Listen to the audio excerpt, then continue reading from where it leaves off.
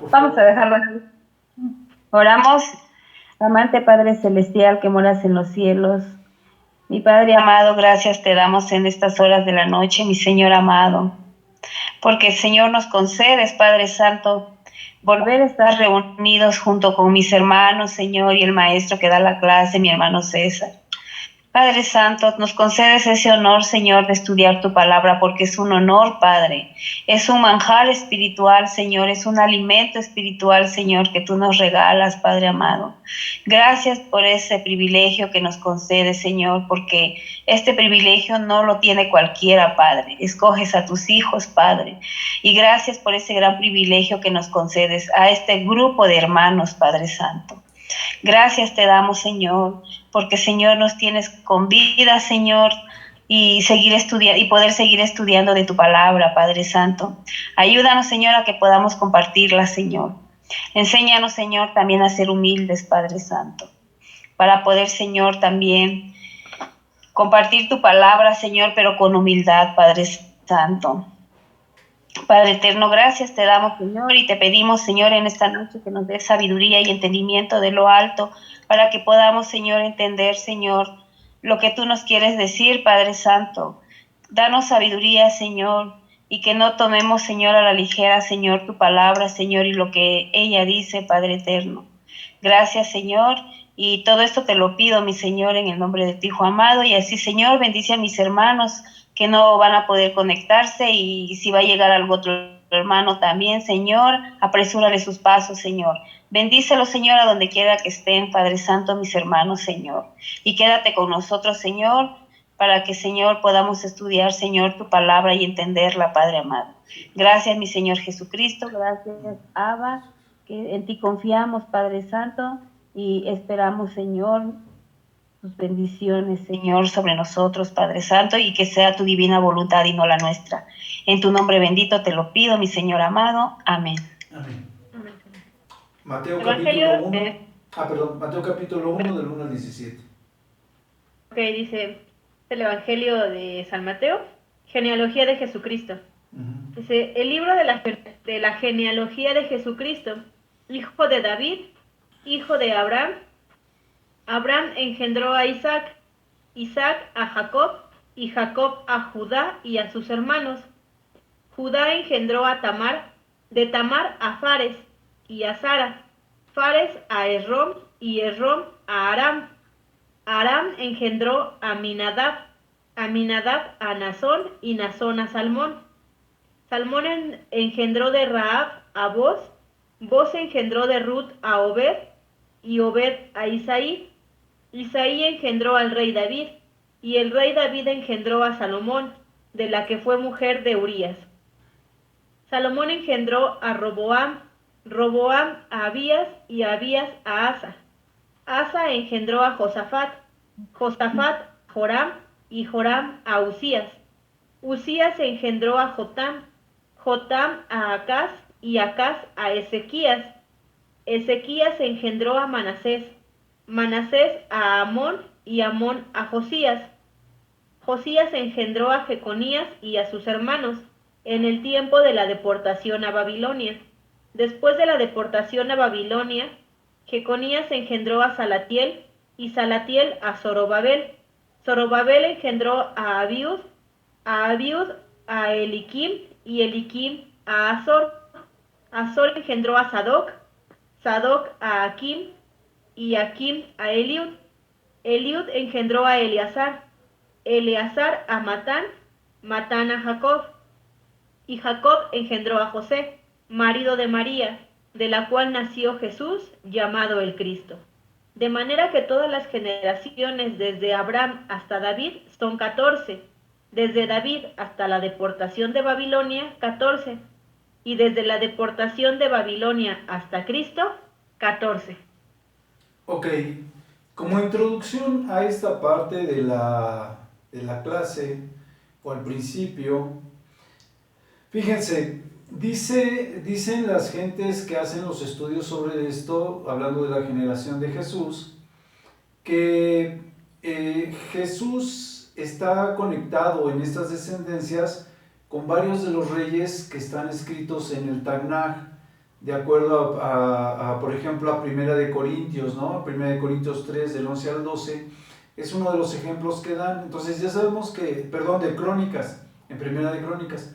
Entonces ya sabemos, por ejemplo, que en Crónicas o en Reyes vienen las descendencias y ahí pues se puede hacer el aval o la validación de que efectivamente pues el Señor Jesucristo, siguiendo las genealogías, venía de la descendencia de David, y David pues de la descendencia de Adán, y de Adán pues hijo de Dios.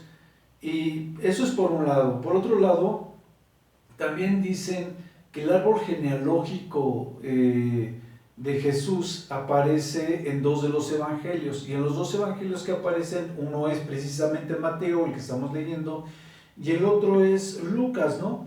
Y que ambos tienen esa precisamente enlace donde los dos describen a Jesucristo como un antepasado de David de manera directa.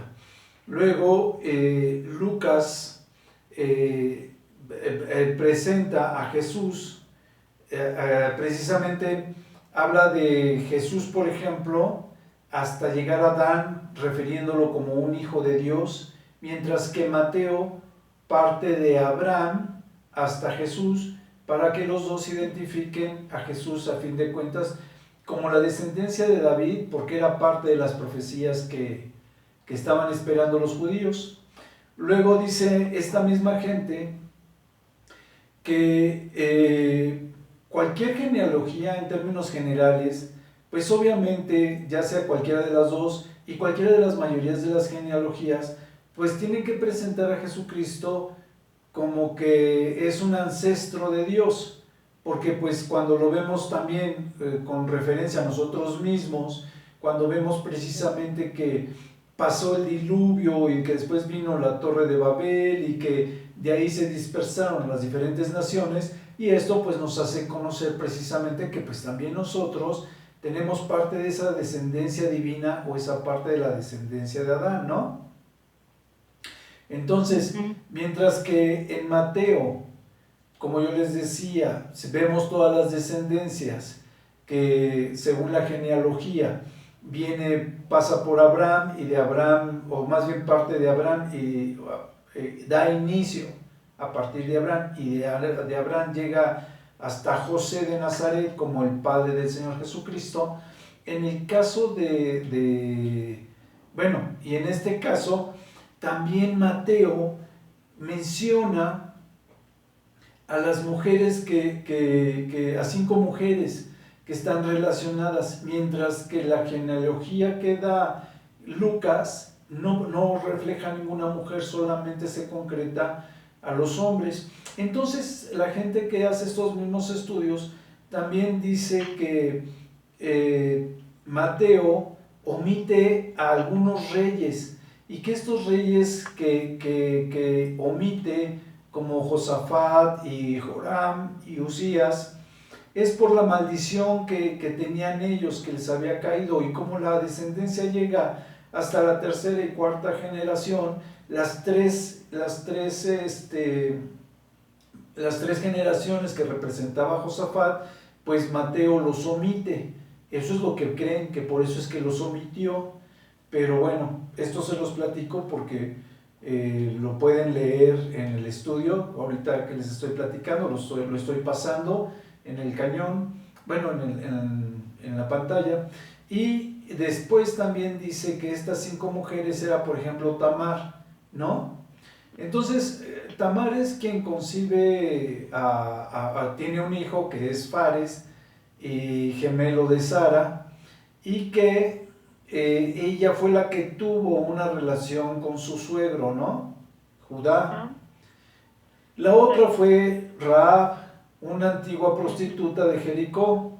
La otra fue Ruth, una moabita pagana. La otra mujer que entra dentro de esta descendencia del Señor Jesucristo es Betsabé, que era la mujer de Urías el hitita, ¿no? Que fue la que precisamente tuvo una relación con el rey David, y que por eso pues fue el asesinato de David sobre Urías y cosas por el estilo. Y por último menciona a María como la madre del Señor Jesucristo. Entonces vemos que parte de estos reyes pues tenían algunas cosas o algunos bemoles, lo vimos cuando estuvimos viendo Reyes, que pues no todos eran así como que muy blancas palomitas. Y para hacer como siempre, para confirmar esto mismo, pues podríamos volver a hablar de lo que sucedió con David y lo que sucedió con Salomón, ¿no? Entonces, esos hechos son los que lo pueden marcar en un momento dado. Por otro lado, pues decíamos que Tamar, pues ya ven que tuvo relaciones con su suegro, como lo decíamos, y que Rahab era una prostituta y que Ruth pues era pagana y Betsabé pues había sido infiel a su marido cuando se acuesta con el rey David, y después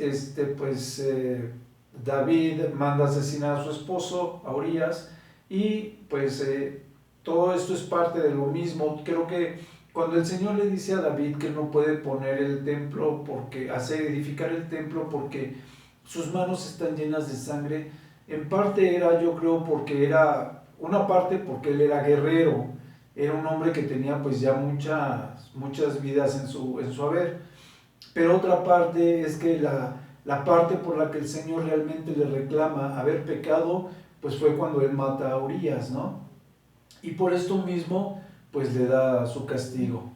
Entonces, mientras que según la genealogía que menciona Lucas sí menciona a todos los reyes, como yo les decía, y no solo eso, sino que se sigue hasta mencionar a Adán y a Dios como parte de la descendencia del Señor Jesucristo, ¿no?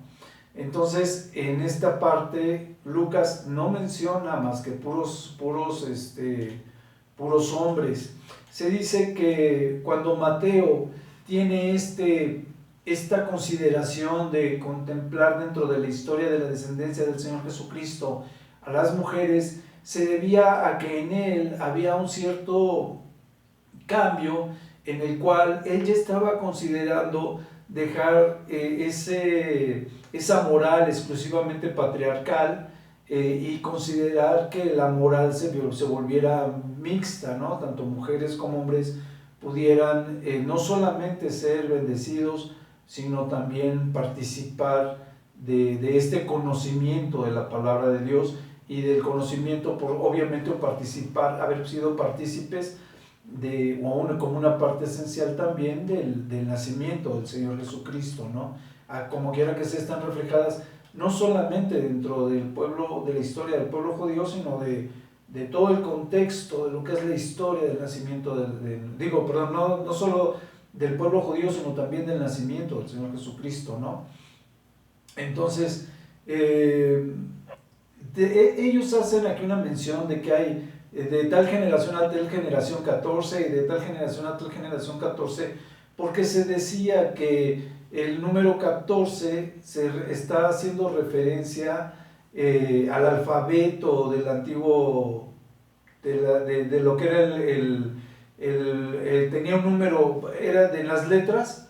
El número 14 era un valor numérico muy importante y que era el valor que se le daba al nombre de David. Entonces, que al haber nacido el Señor Jesucristo en 3 generaciones de 14, decían que era una manera de reafirmar no solamente que él venía de la descendencia de David, sino que aparentemente ya era el tiempo, o era uno de los tiempos, se podría decir, perfectos o exactos, para que naciera el Mesías, ¿no? Ese Mesías que estaba profetizado, que iban a ser de David y que pues ellos estaban esperando. Entonces, por último, déjenme platicarles que la paternidad de José, cuando se los voy a leer, que es más o menos lo que anoté, dice: existe una discrepancia entre los evangelios de quién fue el padre de San José o de José. Mateo con Jacob y Lucas lo dice, o sea, Mateo hace referencia a Jacob como el padre de José, y en el libro de Lucas Lucas hace la referencia con respecto al libro de Elí. Entonces, digo, perdón, con respecto a Elí en su libro, ¿no? Bueno, en el libro de Lucas hace referencia a Elí.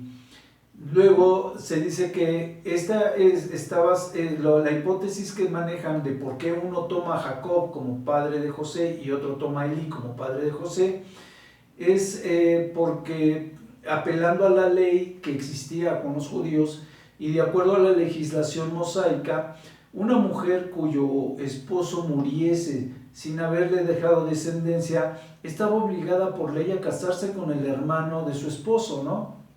Entonces, mientras que el hijo primogénito de su nuevo matrimonio debía ser contado y registrarse como un hijo del hermano que había fallecido.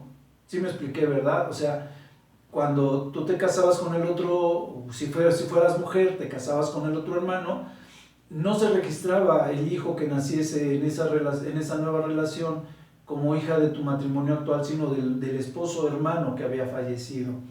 Entonces, eso es lo que dicen que podría ser una hipótesis de por qué cada quien toma a diferente padre como parte de la línea directa de la descendencia de José.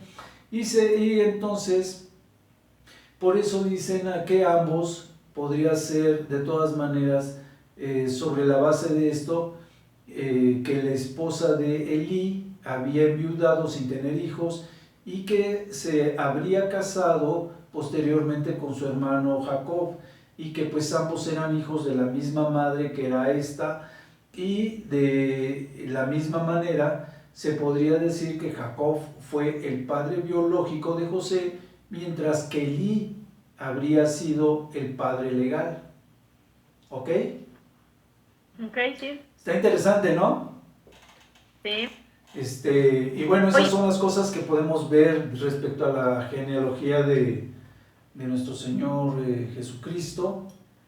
¿Qué tienen alguna duda o algo de lo que... Ya no leímos la descendencia de Lucas, que viene en Lucas, porque obviamente no es tan importante. Eso, cuando lleguemos a Lucas, volveremos a comentar esto mismo que habíamos comentado, y ya en una manera un poquito más general. Ahorita, como estamos empezando y estamos hablando del libro de Mateo, que es el primer libro, pues obviamente tenemos que considerar todos los aspectos que yo les estaba platicando, ¿no?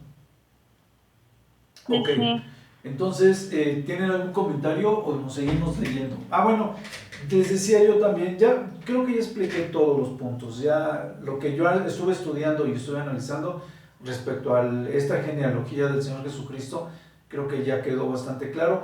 En algunas predicaciones nos han llegado a decir o nos han llegado a platicar sobre las diferentes mujeres, como las que comentábamos, y que algunas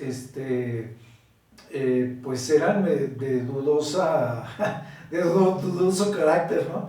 Y decía yo que pues también lo mismo pasaba con los reyes o lo mismo pasaba con los descendientes del Señor Jesucristo en diferentes puntos, ¿no? Entonces, diferentes aspectos, donde todos tenían, pues, no todos, pero sí muchos tenían pues algunas cosas que no habían sido agradables. Había mencionado a David con respecto a lo del templo, pero hablando de Salomón, pues también sabíamos que al final del libro donde narra lo de Salomón, creo que segundo de Samuel, precisamente es cuando también dice que pues habían desviado al fin, así cierra casi el libro, donde dice que las mujeres con las que él había tenido su relación o había sido marido o lo que fuera, habían desviado su corazón, ¿no?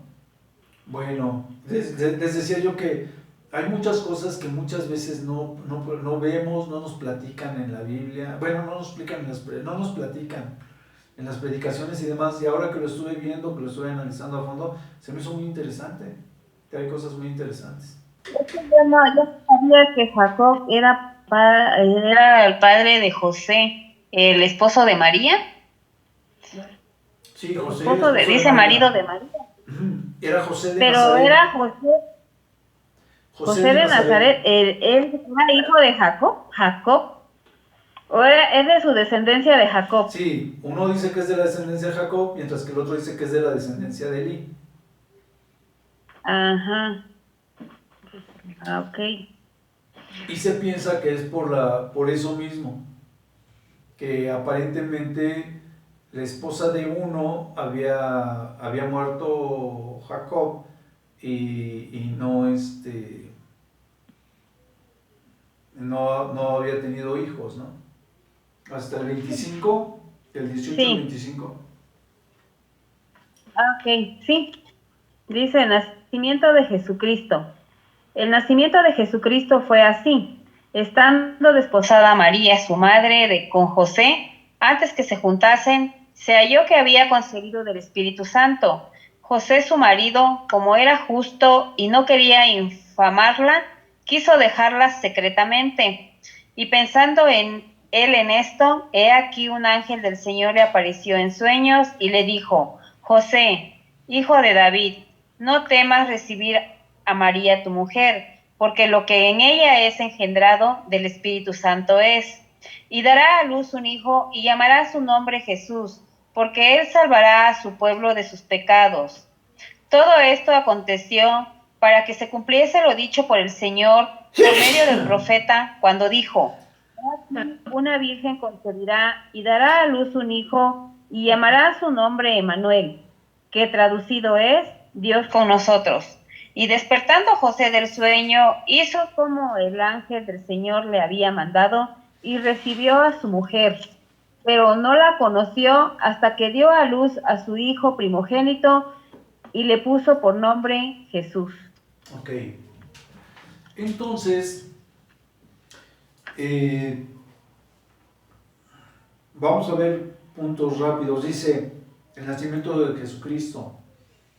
El nacimiento de Jesucristo fue así: estando desposada María María su madre con José, antes que se juntasen, se halló que había concebido del Espíritu Santo. Entonces, María estaba desposada. Hay algunas gentes que dicen que cuando tú te desposabas en aquel entonces, tu novio vivía un año con su familia y que la mujer vivía un año con la familia del esposo. Y después de ese año, entonces ya se juntaban. Pero esto es de lo que gente que ha estudiado, que alguna vez me ha enseñado, ha comentado, y la verdad es que no sé qué tan cierto sea. Pero el caso es que aquí nos está haciendo claramente patente que aunque estaban casados, no se habían juntado, no habían tenido ninguna relación. Y entonces se encuentra que María se embaraza del Espíritu Santo, no concibe del Espíritu Santo. Entonces en el 20 dice, y pensando él en esto, como diciendo, oye, pues ¿por qué? ¿Cómo es que está embarazada, no? Un ángel se le aparece en sueños y le dice: José, hijo de David, no temas recibir a María tu mujer, porque lo que en ella es engendrado del Espíritu Santo es. Y entonces se le dice: y dará a luz un hijo y llamarás a su nombre Jesús. ¿Por qué Jesús? Ya lo habíamos platicado, ¿no? Jesús significa, esto es el Salvador o el Salvador, ¿no? De que los iba a salvar. Y Cristo significaba Mesías, era el Mesías, el Hijo de Dios.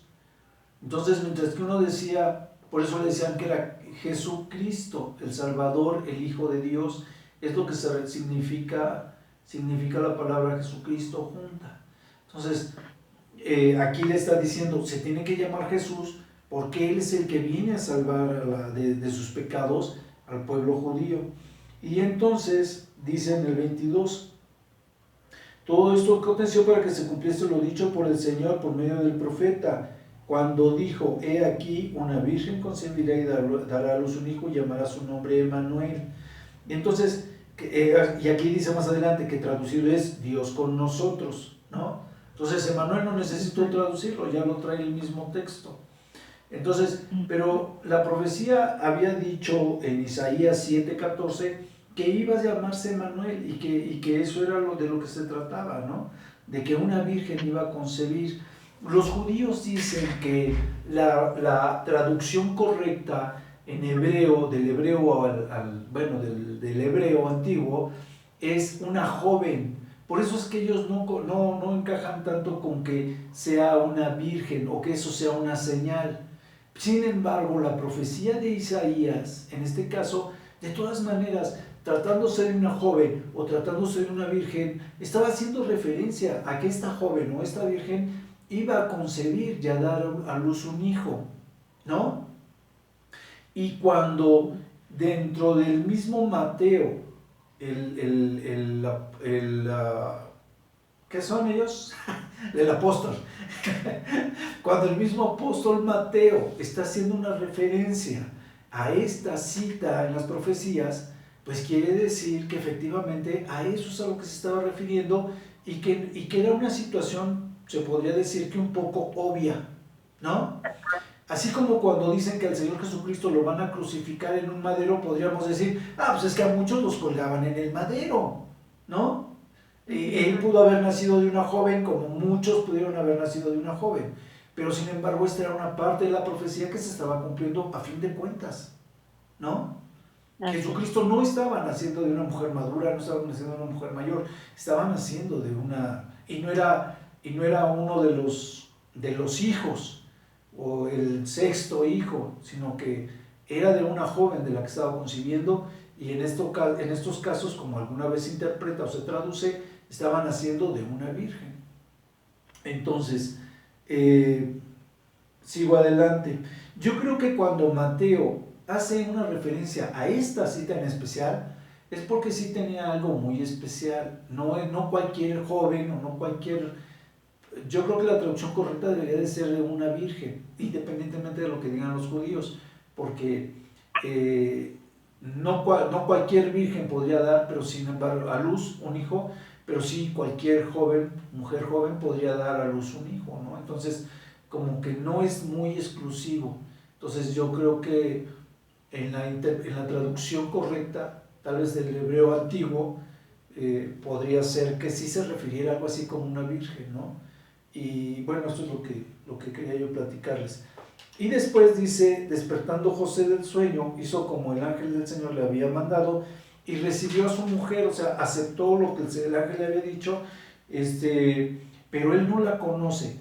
Hasta que ella no da a luz a su hijo, él no, de todas maneras no llega a tener ninguna relación con ella de tipo sexual, sino hasta que ya nació el Señor Jesucristo, ¿no? Entonces, esto que les platico, pues es lo que más o menos creo que es o que debería de ser. Y yo creo que las cosas ya las hemos visto muchas veces, por eso no entro mucho en otros aspectos, sino más bien en las cosas que creo que podrían en un momento dado ser muy interesantes y que pues no se ven tan seguido, ¿no? No, porque está todo explicado. ¿Mandé? Ya no los han dicho cada 24 de diciembre, cada que se celebra la Navidad, ya no los... Pero no hacían referencia con respecto a lo que dicen los judíos, o no te hacen referencia con respecto a varias cosas, ¿no? Bueno, las pocas cosas que les estoy comentando. No nos decían que tenían que dejar pasar un año para juntarse con su esposa. ¿Ya se los habían comentado? No. ¿No? Ah, ok. Bueno, eso yo no lo sabía. Sí, eso yo no lo sabía. en algún estudio, en alguna predicación me lo llevaron a mí alguna vez a comentar y pues la verdad es que yo no he profundizado en esa parte, pero podría ser cierto, ¿no? Porque a fin de cuentas pues ya estaban casados, pero se me hace muy raro que no se conocieran, ¿no? ¿Sí me explico, verdad? Imagínate. O sea, no sé, Sí. que todavía no tuvieran relación y de hecho no la tienen Ándale. hasta después de que concibe. O sea, si ya estaban casados, pero no podían tener relaciones, o sí podían, pero todavía no las tenían, se me hace muy raro. Generalmente, pues uno cuando se casa, luego, ¿no? Entonces, sí, se me hace muy raro. Entonces, como que sí le podría dar un poco de crédito a lo que les platicaba yo, de que tenían que esperarse cierto tiempo. Y después, cuando él ya puede tener esa relación con ella, él decide esperarse, ¿no? Sin embargo, pues la acepta, la recibe. Y lo vamos a ver en los demás evangelios, como su reacción de José y demás. Lo que pasa, hermano, que en el antiguo, yo digo que antes era como que más estrictas las leyes, ¿no? Este, yo creo que sí, claro, si él hubiese dicho, si él Sus hubiese dicho, costumbres, ¿mande? costumbres, sus leyes eran más estrictas y se tenían que acatar a eso. Y hoy no, hoy se casan y pues ya quiere estar con su esposo o su esposa, pero antes eran más estrictos. Yo creo que es parte de la Antes era más tradición. estricto. Es como ahora que dices tú, bueno, son novios, y a veces siendo novios ya tienen relaciones, ¿no? O sea, yo creo Sí, o que como algo para así mandar una podría suceder en invitación. aquel entonces. Sabes que está prohibido, pero Sí, hay quien lo hace. era como un reglamento, yo creo, para el pueblo, ese pueblo, no antes, el pueblo de Israel, era como un reglamento así como bien estricto, yo creo, ¿no? Y pues, si era un reglamento muy estricto, pues se acataban a ello, ¿no? Ya lo veían muy normal, hoy no lo ven muy normal, porque pues ya quieren estar con su pareja, de momento que se casan ya por el civil, y tampoco se quieren ir a vivir con la suegra o con ellos, ni uno con la suegra ni el otro, ¿no? Sí, Menos se ¿no? van a querer con la suegra.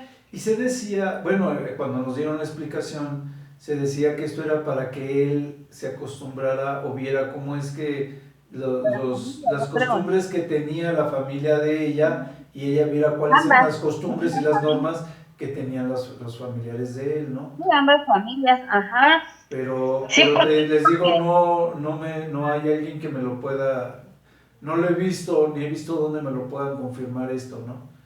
Pero pues bueno, yo creo que era bueno también, hermano, porque si vemos, lo vemos de ese lado, era bueno también como ellos, si el hombre se adaptaba a la familia un año a la familia de su esposa y la esposa a la familia de su esposo. Porque a veces hoy en día dice el esposo o llegan a decir, es que mi mamá me cocina más rico que tú. Y yo creo que ellos en ese aspecto estaban bien claros en que te tienes que acostumbrar y ver cómo es mi familia y yo la tuya y tú la mía, ¿no? sí. Y ahora pues más a veces prevalece también a veces el machismo a veces en el hombre de que quiere que le cocine o háblale a mi mamá para que me hagas esto o háblale a mi yo quiero suponer, ¿no? Muchas cosas de esas de que eran buenas, que ambos conocieran las familias. Sí, Está padre. son cosas que llegan a suceder en Chiapas. Ay, me gustaría que pasara, porque sí me está gustando esa idea de que me voy y quiero conocer a tu familia y tú la mía y yo la tuya, ¿no? Sí, así Sí, ya no tenían que llegar a la carta de divorcio, ya llegaban con la carta de, ¿cómo les dicen? La carta de repudio, ¿no? Algo así. Que repudiar. ya llegaban con la carta de repudio en la mano. Sí, Antes que nada, ¿no? no, y qué Sí, tal si no me convencía su familia, está padre, porque si no me convencía, ¿no? Sabes que aquí nos divorciamos y más ni nos hemos juntado, ¿no? sí, y obviamente yo creo que ya se conocían, ¿no? Como sucede muchas veces, vuelvo a lo mismo. La etapa, yo creo que pues obviamente no había una etapa de noviazgo en aquel Ándale. entonces, porque pues de por sí, como decimos, cada vez son más estrictos, bueno, más bien, cada vez son más liberales, antes eran cada vez más estrictos, ¿no? Así es, eran más estrictos en sus reglamentos. Y hoy no, hay mucho, como dice usted, son más liberales, sí, ya más modernos. Ok, el capítulo 2 se llama La visita de los magos. Entonces, Ajá. Clarice se va a leer del 1 al 7 y yo voy a leer lo demás. Ajá. La visita de los magos. Cuando Jesús nació en Belén de Judea, en días del rey de Herodes, vinieron del oriente a Jerusalén unos magos diciendo, ¿dónde está el rey de los judíos que ha nacido? Porque, porque su estrella hemos visto en el oriente y venimos a adorarle. Oyendo esto, el rey Herodes se turbó y todo Jerusalén con él. Y convocados todos los principales sacerdotes y los escribas del pueblo, les preguntó dónde había de nacer el Cristo. Ellos le dijeron, en Belén de Judea, porque así está escrito por el profeta. Y tú, Belén de la tierra de Judá, no eres la más pequeña entre los príncipes de Judá, porque de ti saldrá un guiador que apacentará a mi pueblo Israel. Entonces Herodes, llamando en secreto a los magos, indagó de ellos diligentemente el tiempo de la aparición de la estrella. Ok, y entonces, enviándolos a Belén, dijo, id allá y averiguad con diligencia acerca del niño, y cuando le halléis, hacedmelo saber, para que yo también vaya y le adore.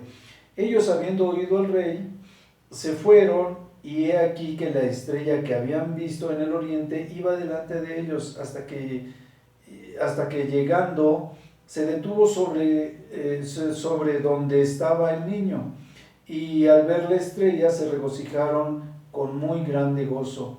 Y al entrar en la casa vieron al niño con su madre María, y postrándose lo adoraron, y abriendo sus tesoros le ofrecieron presentes, oro, incienso y mirra.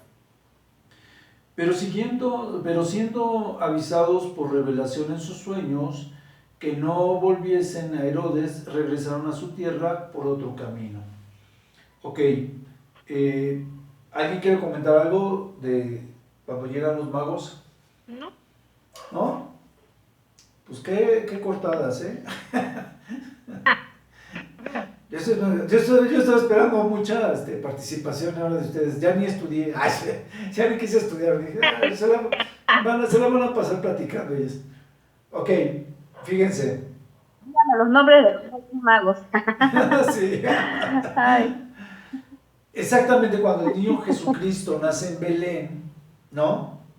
En los tiempos del rey Herodes, vienen unos magos del oriente. ¿Se acuerdan que yo les platicaba que hacia el oriente de Jerusalén, o hacia el oriente de Belén, o hacia el oriente de Israel, pues estaba solamente, imagínense, otra vez les digo, esta es mi mano derecha, para que se ubiquen hacia dónde estoy señalando. Se ve al revés, parece que fuera mi mano izquierda.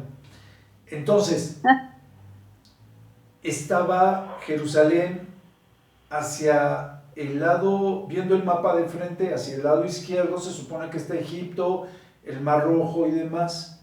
Ellos están en la parte de arriba delimitados por el Mediterráneo, y siguiendo la periferia del Mediterráneo hacia el lado oriente, en forma recta, hacia arriba del Mediterráneo, está lo que es Rusia y todos los, Ucrania y todos estos. Pero si te sigues de forma recta totalmente hacia lo que es el este, o lo que sería en este caso el oriente, te vas a encontrar con China o ese tipo de países, ¿no? Entonces, ¿qué tan lejos venían estos magos del oriente? Pues podría ser tal vez en corto, con países casi al lado, pero como venían desde lejos, yo creo que sí venían desde países como China o algo por el estilo. Entonces llegan los magos del oriente y se encuentran con el rey Herodes. Llegan ellos y le dicen, ¿dónde está el rey de los judíos que ha nacido? ¿No? Esperaban que el rey, que fuese hijo del rey, porque pues era un rey que estaba profetizado para nacer. Y entonces les dice, ¿dónde está el rey que ha nacido? Y entonces dice, porque pues su estrella hemos visto. Venían siguiendo desde el oriente, cuando me imagino que sale la estrella, y la van siguiendo hasta que se detiene, ¿no? Y entonces, cuando ellos le preguntan esto a Herodes, él como que se turba, ¿no? Dice, estoy yendo, se turbó, dice el 3, y toda Jerusalén se turba con él, porque dicen, oye, pues, ¿en qué momento nació nuestro rey? Y entonces él convoca a todos los principales sacerdotes y a los escribas del pueblo y preguntó, ¿dónde había de nacer el Cristo? Entonces, ¿por qué los reyes del oriente sabían de esto? Yo me imagino que por las profecías que alguna vez comentamos, porque no había dónde más, en las profecías de Isaías, por ejemplo. Y hablando de que pues estos reyes del oriente, pues, estos magos del oriente, pues eran muchas veces astrónomos y ese tipo de cosas, y eran gente en cierta manera intelectuales, no eran tan magos, ¿no? Entonces... Por eso les decían magos, ¿no? Sí, por eso les decían magos, porque por los conocimientos que tenían luego de química y de todo ese tipo de cosas. ¿Mande? Astrología. Sí, ¿Astrología? Sí, por ese tipo de cosas. Entonces, ciertamente, no quiero entrar mucho en la historia, pero dentro de la historia se conoce que hay muchas cosas que manejaban dentro de la alquimia y todo eso, que sí era parte de ciertas cosas como de brujería, ¿no? Y en fin, ¿Sí? ya no voy a profundizar más porque no me quiero desviar. El caso es que vienen estos que tienen un conocimiento, como las otras naciones tenían conocimiento de esto, de estas profecías, y vienen desde otras naciones a adorar al rey en Jerusalén, al nuevo rey de los judíos. Ya sabían ellos, ya sabían que la estrella los tenía que guiar hasta donde iba a estar.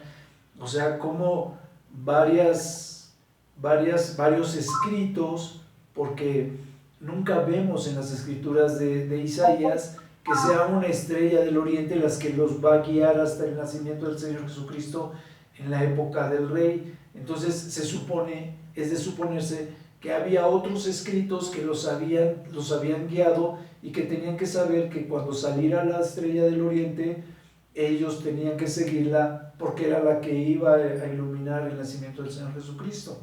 Por eso ellos lo iban siguiendo, sabían que era un hecho que el Señor Jesucristo había nacido. Entonces, lo van siguiendo, y cuando llegan ellos con Herodes, entonces él le pregunta, ya por supuesto a los que se suponía que más deberían de conocer de esto, que eran los sacerdotes y los escribas, que eran los que se dedicaban a revisar escritos y a ver que todo estuviese perfectamente anotado y etcétera, ¿no? Entonces, para eso eran los escribas, eran los que se dedicaban a hacer todas las traducciones, escritos y demás. Entonces, él les llama y les pregunta que dónde había de nacer el Mesías, que dónde se suponía que iba a nacer el Mesías. Entonces, fíjense cómo Herodes no está hablando, oigan, ¿de qué rey se está hablando o de qué está sucediendo? Sino que les dice, oigan, el Mesías que debía de nacer, ¿sí me estoy explicando? No les habla de un rey cualquiera. Herodes sabía perfectamente que del que decía la profecía era del Mesías, y así les pregunta, ¿dónde ha de nacer el Cristo? ¿No? Entonces ellos le dicen, pues se supone que en Judea, en Belén de Judea, ¿no? Y entonces dice, porque así está escrito. Y entonces es cuando aparece, y tú, Belén, de la tierra de Judea, no eres la más pequeña entre los príncipes de Judá, porque de ti saldrá un guiador que apacentará a mi pueblo Israel. Entonces, cuando habla de apacentar, quiere decir como que va a traer paz, como que va a traer calma, como que los va a regir, los va a gobernar. Entonces, la interpretación de apacentar se supone que es regir, es el sinónimo de apacentar. Es lo que dice las escrituras, que el sinónimo es regir. Entonces les está diciendo, los va a regir, los va a reinar, los va a gobernar. Entonces, Por eso ellos sabían que el rey tenía que salir de ahí, y como la profecía hablaba del Mesías, pues ellos le dicen, pues es que el Mesías debe de nacer en Belén de Judea, ¿no? O sea, ellos ataban todas las características de acuerdo a lo que decían, los detalles que decían las profecías, con los detalles de lo que debería de suceder, ¿no? O sea, cuando decía, ¿a qué me refiero? Que cuando decía, por ejemplo, apacentar, ellos sabían que lo que venía era un rey, venía a regir o venía a reinar. Por eso cuando les pregunta que la profecía donde decía que iba a venir el Mesías a reinar, que cuál era esa y que dónde iban a nacer. Y es cuando ellos le dicen, pues en Belén de Judea. Si algún momento no me entienden, les vuelvo a revolver todo otra vez. Así se los vuelvo a decir de diferente manera, pero igual de revuelto. Entonces, les hago un huevo a la mexicana. Entonces, es que Herodes, entonces, después de que Herodes se entera de esto, pues entonces Herodes llama a los magos, claro que los llama en secreto, porque pues, ¿qué es lo que él pensaba? Él quería deshacerse del Mesías. Y yo digo, bueno, si Herodes estaba reinando en ese momento y quería que su descendencia reinase, pues obviamente eso era una obstrucción para que, y siguiera, era una obstrucción el hecho de que hubiese nacido un nuevo rey, pero no era un rey cualquiera, estábamos hablando del Mesías, que era el rey de reyes y el señor de señores. Herodes de plano estaba fuera de base. No sé qué pasaba por la cabeza de Herodes, pero es obvio saber que si estás hablando de que van a ser el Mesías y que lo estaban esperando como el Mesías reinante también, pues que en un momento dado los judíos, este rey de los judíos, pues iba a terminar gobernando, ¿no? Porque no sabían si era, y yo creo que Herodes menos que nadie sabía si el que se estaba presentando era el rey humilde, el Mesías humilde o el Mesías reinante. Entonces, los llama en secreto. Y entonces les empieza a preguntar él empieza también a indagar sobre el tiempo, y me imagino que las señales y todo esto, y por qué venían siguiéndolo, ¿no? El tiempo de la aparición de las estrellas, cómo sabían ellos que esa estrella precisamente anunciaba, la estrella que ellos venían siguiendo del oriente, cómo es que esa estrella que venían siguiendo del oriente era la estrella del Mesías, ¿no? Y no era otra estrella.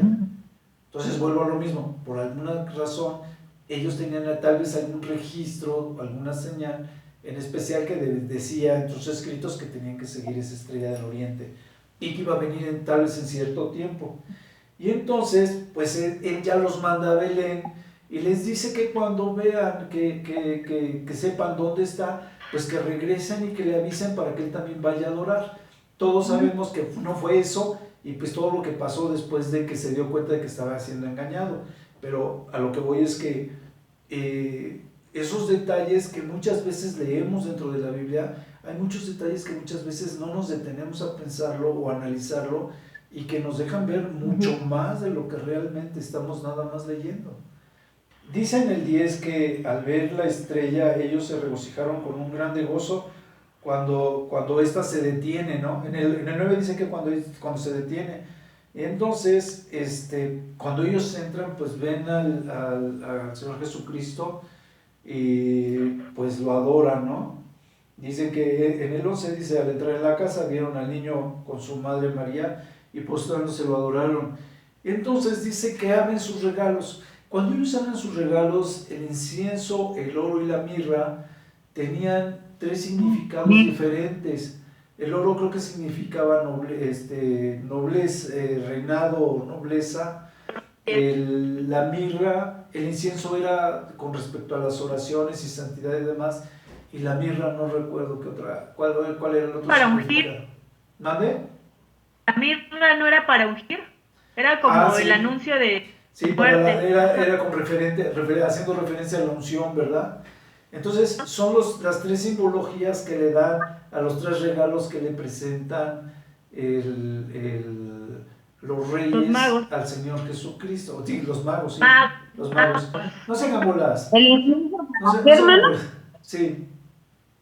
¿El incienso para qué? El oro representaba la nobleza, el incienso presentaba la santidad y lo espiritual y eso. Y la mirra representaba la unción. Más o menos, si no me recuerdo. Ok. Y luego, ¿por qué decían que el incienso representaba? Ya ven que cuando el Señor tenía ¿cómo se dice? Incensarios, donde ponían el incienso, y también en el templo, ¿no? Que era parte de la adoración. Entonces, el incienso estaba desde el Antiguo Testamento cuando hacían ofrendas y... Ajá. Sí, y el templo tenía sus inciensos. Desde el Era Antiguo Testamento parte del mantenimiento que le daban, pues eran las velas del candelabro, los inciensos, los panes y las copas. Si no me recuerdo, creo que es todo. Pero todo eso, el mantenimiento, limpieza y todo eso, abarcaba todo eso. Obviamente los panes eran cambiados continuamente. Sí. ¿No? Entonces, la Biblia debe de decir cada cuándo se cambiaban los panes, pero la verdad es que es algo que a mí no me representa mucha como que pasión para estar leyendo, ¿no? Pues es bonito el Antiguo memorizar. Testamento. ¿Mande? Para memorizar a lo mejor no, pero si uno lee el Antiguo Testamento le gusta, esto muy bonito. Sí. Nada más que a veces son detalles que pues ya no nos metemos mucho a fondo, porque yo ahorita lo puedo leer y estoy casi seguro que al mes ya se me olvidó. Entonces, como todo lo que a mí se me olvida. Entonces, dice al final que por revelación los magos son avisados. Ellos no se dan cuenta por sí por sí mismos de que no pueden ir con Herodes y decirle lo que está sucediendo o que ya encontraron al Cristo, porque saben perfectamente que son por esta revelación, este sueño o esta aparición que tienen, ellos por esta revelación saben que no pueden avisarle a Herodes, y es cuando ellos deciden regresar por otro camino, ¿no? Y así está. Entonces, vamos a ver así lo que pasó después con la matanza de los niños. Entonces, Gaby, ¿te va, no? Sí. Sí, matanza de los niños. Después, ¿desde dónde? Todo lo de la matanza, todo lo que abarca la matanza. Ok. Después que partieron ellos, he aquí un ángel del Señor apareció en sueños a José y dijo: levántate y toma al niño y a su madre y huye a Egipto. Y permanece allá hasta que yo te diga, porque acontecerá que Herodes buscará al niño para matarlo. Y él, despertando, tomó de noche al niño y a su madre y se fue a Egipto, y estuvo allá hasta la muerte de Herodes, para que se cumpliese lo que dijo el Señor por medio del profeta cuando dijo: de Egipto llamé a mi hijo. Herodes entonces, cuando se vio burlado por los magos, se enojó mucho y mandó a matar a todos los niños menores de 2 años que había en Belén y en todos sus alrededores, conforme al tiempo que había inquirido de los magos. Entonces se cumplió lo que fue dicho por el profeta Jeremías cuando dijo: voz fue oída en Ramá, grande lamentación, lloró y gemido, Raquel que llora a sus hijos y no quiso ser consolada porque perecieron. Pero después de muerto Herodes, he aquí un ángel del Señor apareció en sueños a José en Egipto, diciendo: levántate, toma al niño y a su madre y vete a tierra de Israel, porque han muerto los que procuraban la muerte del niño. Entonces él se levantó y tomó al niño y a su madre y vino a tierra de Israel. Pero oyendo que Arquelao reinaba en Judea, en lugar de Herodes su padre, tuvo temor de ir allá, pero avisado por revelación en sueños, se fue a la región de Galilea y vino habitó en la ciudad que se llama Nazaret, para que se cumpliese lo que fue dicho por los profetas, que habría de ser llamado Nazareno. Voy a empezar en el 14. En el 14 dice, y él, despertando, tomó de noche al niño y a su madre y se fue a Egipto. O sea, había sido avisado de que iban a haber esta persecución, de que los iban de lo que iba a acontecer, como dice aquí. Y entonces toma en la misma noche, cuando se despierta, toma a su esposa y toma al niño y dice, pues vámonos, porque esto es, seguramente la aparición o el sueño que tuvo, le dijeron, ¿sabes qué? Levántate y corre, porque viene esto fuerte. Entonces en esa misma noche de la revelación, él toma a su esposa, a su hijo, y sale José de ahí, de Belén, y entonces se dirige hacia Egipto. Y entonces dice, y estuvo allá hasta la muerte de Herodes, para que se cumpliese lo que dijo el Señor por medio del profeta, cuando dijo, de Egipto llamé a mi hijo. Y entonces quiero hacer la referencia a que aquí es otra profecía que se cumple con respecto al Señor Jesucristo. ¿Están de acuerdo? Porque aquí está haciendo la referencia. Y entonces yo les decía que muchas veces, hasta que la Biblia nos hace las referencias, si nosotros ya hubiéramos leído Oseas 11, no nos daríamos cuenta de lo que está pasando. Y entonces les voy a leer qué dice Oseas 11 en el versículo 1. Dice, cuando Israel era muchacho, yo lo amé, y de Egipto llamé a mi hijo. Fíjense, esa es la profecía que está hablando de dos acontecimientos, que era lo que yo les decía.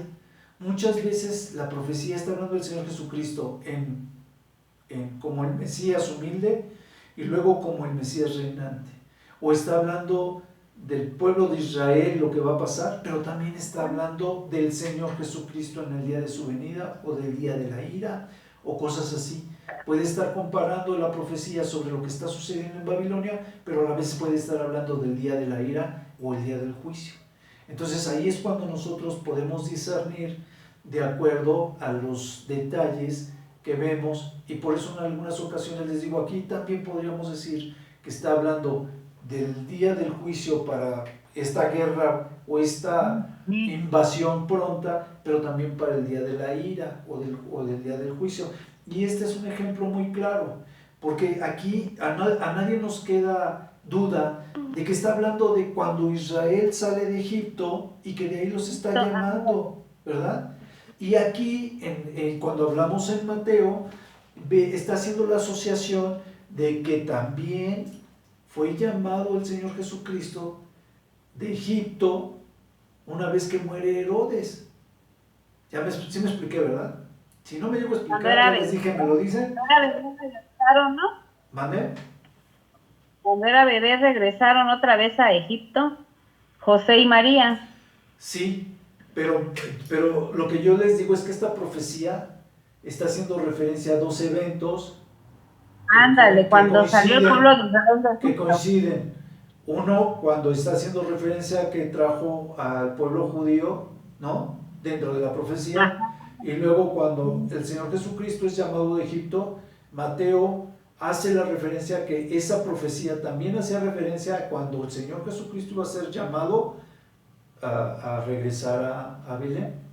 Bueno, a Israel, ¿no? O Judea, se podría decir. Ok, entonces, y esto es lo que yo quiero platicarles. Si les queda duda o no están de acuerdo, o si no fui claro, me lo dicen, y como les digo, con otras palabras, los vuelvo a marear. Entonces, pero yo creo que sí. ¿Voy bien, chicas? Contesten, por favor. O sea, sí, bueno, yo ya sí la entendí referente a los dos eventos. Ok, Clarice, sí me estás entendiendo, ¿verdad? Sí. Ok, y Gelita, pues también. Bien. Ok, va. Entonces, y ya ven cómo sí es parte de lo que yo les decía. A veces estamos leyendo una profecía Y la verdad es que hay que estar como que atento con las referencias para saber de qué más está hablando, aunque es a veces muy evidente que está hablando de una cierta profecía. Entonces, pues es cuando Herodes manda matar a todos los niños que eran menores de 2 años, ¿no? Eso lo vemos en el versículo 16. Entonces, él los manda a matar y hace una matanza tan tremenda que dice el versículo 17, pues esta matanza también estaba profetizada, ¿no? Y dice, ¿y dónde aparece? Pues aparece en Jeremías 31. Y entonces, pero aquí no me voy a ir a Jeremías porque aquí ya lo dice literalmente, dice, voz fue oída en Ramá, grandes lamentaciones, lloro y gemido, Raquel que llora a sus hijos y no quiso ser consolada porque perecieron, ¿no? Cuando uno lee estas profecías, para nada se imagina tampoco que esté hablando sobre lo que Herodes iba a hacer a futuro. Y ya cuando nos hacen la referencia, entendemos que es parte de estas profecías que eran también parte de las mismas profecías del Señor Jesucristo, porque sabíamos que pues fue la consecuencia de Herodes, ¿no? O sea, de este mandato de Herodes. Y Herodes llevó ese mandato por consecuencia del nacimiento de Jesucristo, porque no quería que él fuese rey a fin de cuentas.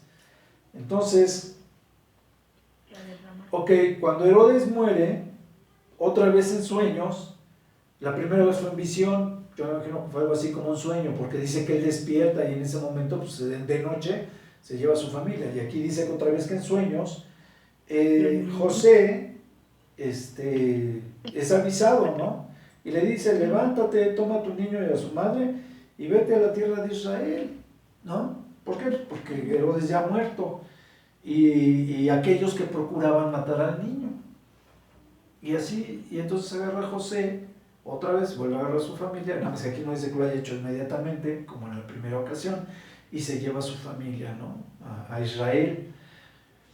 Entonces, ya llega en el 21, llega a Israel, o se va a Israel, y dice que entonces Arquelao, pero oyendo que Arquelao reinaba en Judea en lugar de Herodes su padre, o sea, como el hijo estaba reinando en vez de su padre, yo creo que como decíamos, para que no se fuese el reinado de Arquelao o el reinado de Herodes a interrumpir, yo creo que José dice, pues a lo mejor ¿para qué me expongo, no? Y entonces dice, tuvo temor de ir allá, pero avisado por revelación en sueños, se fue a la región de Galilea. O sea, ya no se va a Israel, no fuera a ser que Arquelao fuera a atentar contra del hijo, y entonces él se va a Galilea. Y entonces dice que él habita en la ciudad de Nazaret, para que también se cumpliese la profecía donde se decía que Jesucristo iba a decirse que era nazareno, porque había vivido toda su vida en Nazaret, ¿no? Entonces, y esto lo decía en Lucas 2.39, pero viene también hace referencia a Lucas 2.39, pero está referido en la profecía de Isaías 11.1. Es que esa es la profecía. ¿No? Entonces, ¿sí? ¿Vamos bien? Sí. Ok, ¿alguien que quiera comentar algo? Ok. No, estás bien. Ok. Clarice, lee lo que dice Isaías 11.1, por favor. Saldrá una vara del trono de Isaí y un vástago retoñará de sus raíces y reposará sobre él el espíritu de Jehová, espíritu de sabiduría y de inteligencia, espíritu de consejo y de poder, espíritu de conocimiento y de temor de Jehová. Ok, déjame ver pues, si estamos viendo lo mismo. 11.1.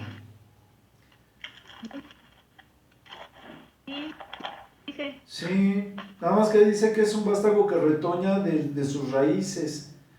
pero no sé en qué parte dice, habla de Nazaret, que tal vez habla de la tribu de Isaí, pero bueno, estoy leyendo bien la referencia, déjenme ver.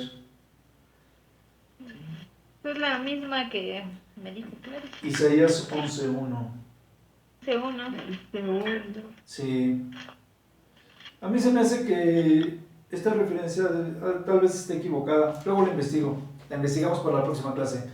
Dice así: en aquellos días vino Juan el Bautista predicando en el desierto de Judea y diciendo: arrepentíos, porque el reino de los cielos se ha acercado. Pues este es aquel de quien habló el profeta Isaías cuando dijo: voz del que clama en el desierto, preparad el camino del Señor, enderezad sus sendas. Y Juan estaba vestido de pelo de camello y tenía un cinto de cuero alrededor de sus lomos, y su comida era langostas y miel silvestre. Y salía a él Jerusalén y toda Judea y toda la provincia de alrededor del Jordán, y eran bautizados por él en el Jordán, confesando sus pecados. Al ver él que muchos de los fariseos y de los saduceos venían al bautismo, les decía: generación de víboras, ¿quién os enseñó a huir de la ira venidera?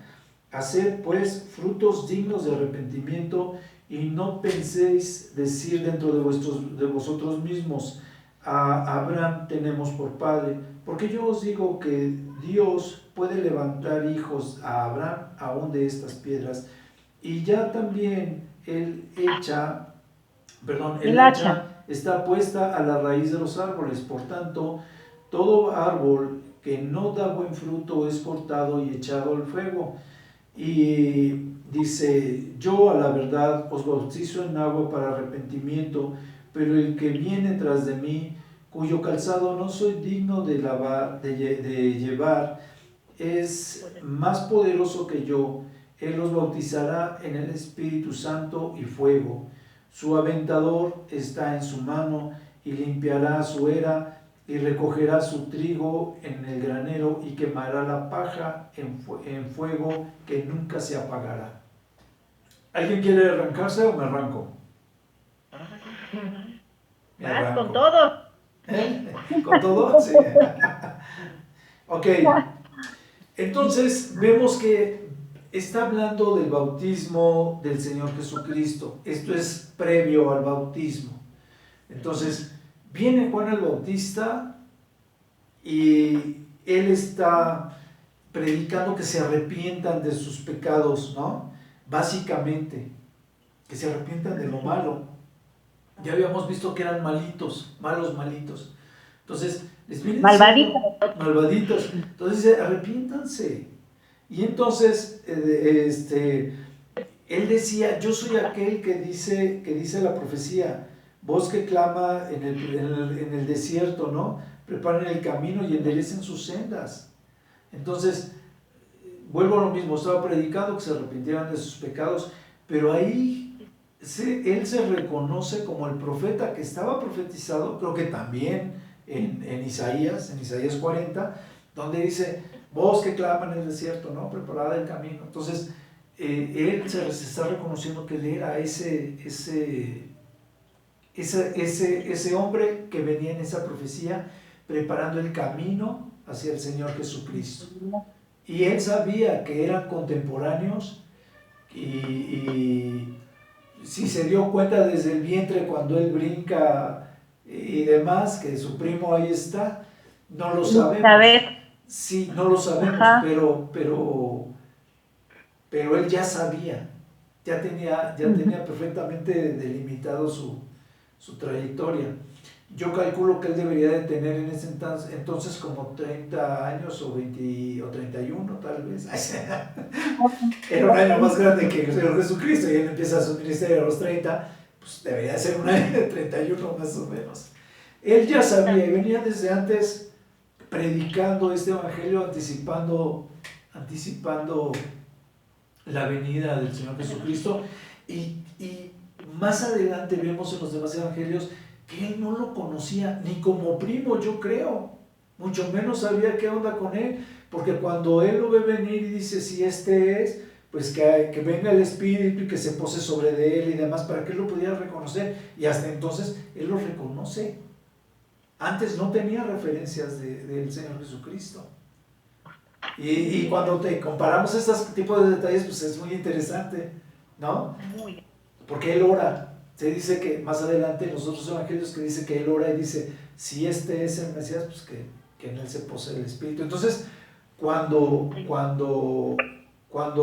Juan estaba predicando esto de que se arrepientan y demás, él reconoce que él no es digno, que él viene anunciando para el Mesías, y sabía que estaba anunciando al Mesías. Él sí sabía que estaba anunciando al Mesías.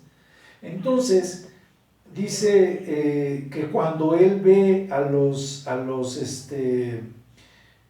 fariseos y a los saduceos que venían por lo del bautismo, ¿se acuerdan que los fariseos eran aquellos que eran muy legalistas y que decían que se tenían que cumplir las cosas y que no se apegaban bien a la ley y demás, y que a fin de cuentas hacían lo malo, como lo hemos visto en otros escritos, hacían las cosas mal, distorsionaban la ley con lo que les convenía y cosas por el estilo, y eso lo vamos a seguir viendo capítulos más adelante, dicho del mismo Señor Jesucristo, y se dedicaban a revisar que la ley estuviese perfectamente escrita, que se cumpliese todo. Entonces, y los mismos fariseos pues eran los primeros que distorsionaban la verdad, o que no la seguían, o que era una generación de víboras, ¿no?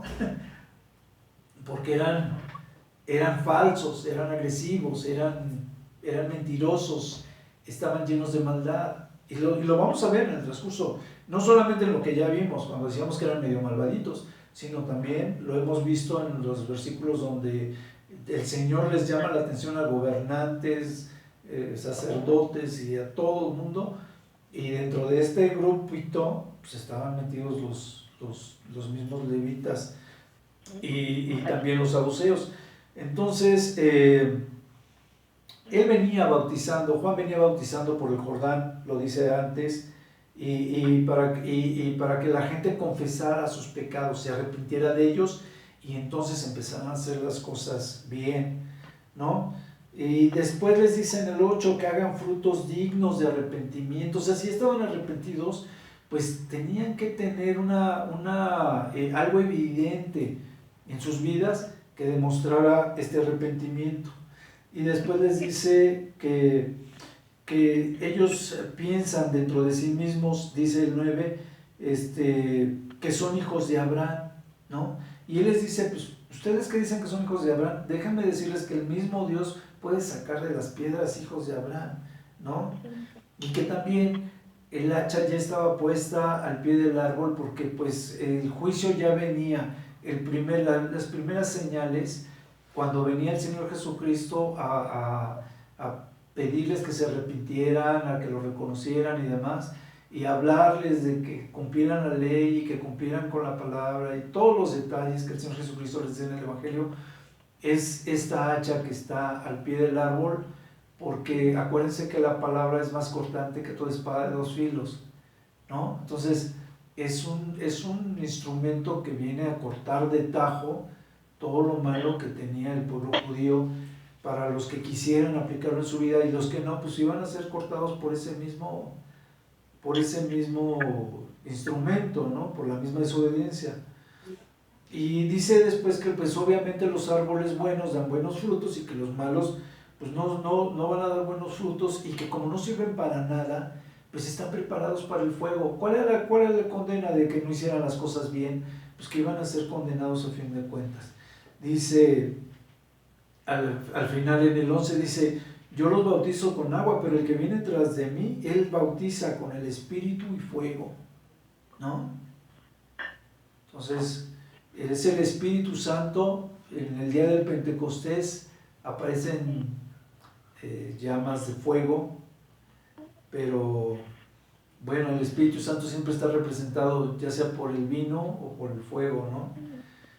Y entonces dice que pues el Señor Jesucristo trae un aventador en su mano que limpiará su era, o sea, el aventador es con el que le echaban aire, eso creo.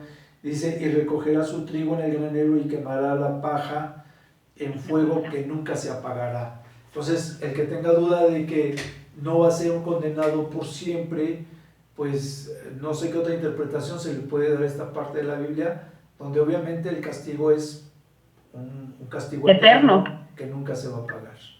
Entonces, eterno. ¿tienen alguna duda para terminar la clase de hoy? Que No. está muy claro ahí. Sí, yo creo que todo, la ventaja que tenemos es que aquí es que no tenemos mucho que explicar, todo se va a explicar por sí solo. Entonces, nada más que si alguien quiere comentar algo o algo que les llame o que les llene o algo, para eso estamos en esta clase, ¿no? Vamos a empezar algo muy, muy bonito. Que fue como más claro porque ya ubicábamos, por ejemplo, en la de la matanza de los niños, que simplemente ahí fueron 3 profecías, sí. Ya como que ya teníamos esas referencias. A lo mejor no nos acordábamos del versículo o algo, pero tenemos la idea de que sí, en algún momento en el Antiguo Testamento fueron mencionadas, ¿no? Y ya es como más claro entender a qué se refería con eso. Igual desde la genealogía de Jesús, ya empezamos a ubicar a los personajes porque ya los pues los estuvimos viendo un poco más a fondo.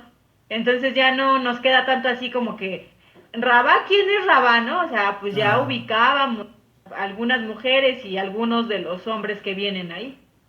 Entonces creo que eso también ayuda para que podamos entender y escudriñar más fácil la Biblia. Sí, lo bueno de haber pasado por esto, a petición de los otros que estábamos, bueno, y de todo lo que decimos como grupo, es que desde que empezamos el Antiguo Testamento fuimos aprendiendo todos los detalles para que cuando entremos al Nuevo Testamento, como tú dices, ya lo demás, ya no solamente lo hayamos leído, sino que ya lo hayamos estudiado, ya lo hayamos analizado, ya hayamos visto los personajes, lo que yo decía de Salomón, que cierra diciendo que segunda de Samuel, ¿no? Creo, y termina diciendo que Salomón pues había cambiado su corazón. Y esos detalles pues los vamos viendo en el transcurso de todo esto, ¿no? Ya es mucho más fácil entender muchos detalles. Saber que el pueblo judío era medio malvadito y todo eso, pues ya lo podemos ver porque ya lo estuvimos viendo todo en el Antiguo Testamento. Nos quedamos en el bautizo de Jesús y vamos a aprovechar para hacer las referencias, yo creo que en la siguiente clase, empezando con esta... ¿Este es capítulo 3? Sí, en el capítulo 3, el final, y vemos esa parte con los otros bautizos, así los vemos medio, para aclarar esto que les platicaba yo del mismo Juan, que no tenía, nos deja ver como que no tenía una relación con Jesús, no lo conocía. Si no, ya hubiera dicho, ahí viene mi primo, no, pues ese no es el Mesías. Ándale. ¿No? Entonces, yo creo. Bueno, Clarice te decía que sí, horas, manita, para despedirnos. Señor Jesús, gracias te damos, Padre Santo, porque nos permitiste escudriñar, Señor, de lo que fue tu nacimiento, Padre. Y te doy muchas gracias porque nos has dado entendimiento, Señor, y esta sabiduría y el conocimiento que ya teníamos de antes del Antiguo Testamento, Señor, y pues sabemos que por tu enseñanza, Señor, todo ha sido más fácil. Y te damos gracias, Señor, porque en la noche tú cuidas de nosotros y nos bendices en todo momento, Señor. Gracias te damos por nuestras vidas, Padre. En el nombre de Jesús te doy las gracias. Amén. Amén. Bueno, que Dios les bendiga. Nos estamos viendo. Órale, que Dios les bendiga. Bendiciones. Yo creo que nos estamos viendo para la Navidad y eso. Que Dios les bendiga. Primero Dios. Que estén muy bien, cuídense. Bye. Ándale, igualmente, bendiciones, bye. Bye. Saludos a todos. Bye.